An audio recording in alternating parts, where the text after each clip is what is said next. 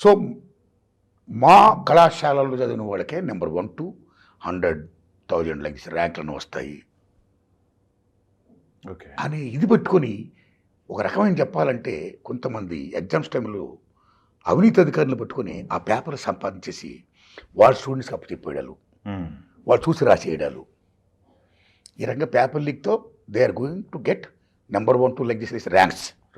ఎవరైతే నిజంగా ర్యాంకులు వచ్చేవాళ్ళు ఉన్నారో, బాగా చదివేవాళ్ళు ఉన్నారు, రాత్రి పగలు కష్టపడి చదివేవాళ్ళు ఉన్నారు, ఆ ర్యాంకులు వస్తున్న వాళ్ళకి ర్యాంకులు రాకుండా చూసి రాసేసి వాళ్ళు వచ్చేస్తున్నాయి. అవును. వీళ్ళు ఏమైపోతారు, మాకు రావాల్సిన ర్యాంకులు రాలేదే ఆ నిరాశ నిస్పృహకు గురవుతారు.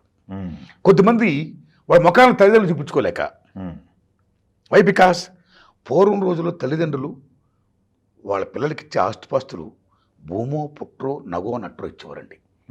But today they are giving only education అండి, ఓన్లీ ఎడ్యుకేషన్. సో ఎంతమంది తల్లిదండ్రులు పల్లెటూరులో ఉన్నవాళ్ళు అక్కడున్న భూములు అమ్మేసో కుదువు పెట్టో పట్టణాలకు వచ్చి స్థిరపడి పిల్లల్ని చదివిస్తూ కాలేజీల్లో ఫీజులు కట్టేసి బీభత్సంగా వాళ్ళు ఎంత వాళ్ళ చెమటని వాళ్ళ సమస్తాన్ని కూడా దారిపోస్తున్నారు, సాక్రిఫైస్ చేస్తున్నారు పిల్లల భవిష్యత్తు కోసం. ఎంతమంది తల్లిదండ్రులు అండి.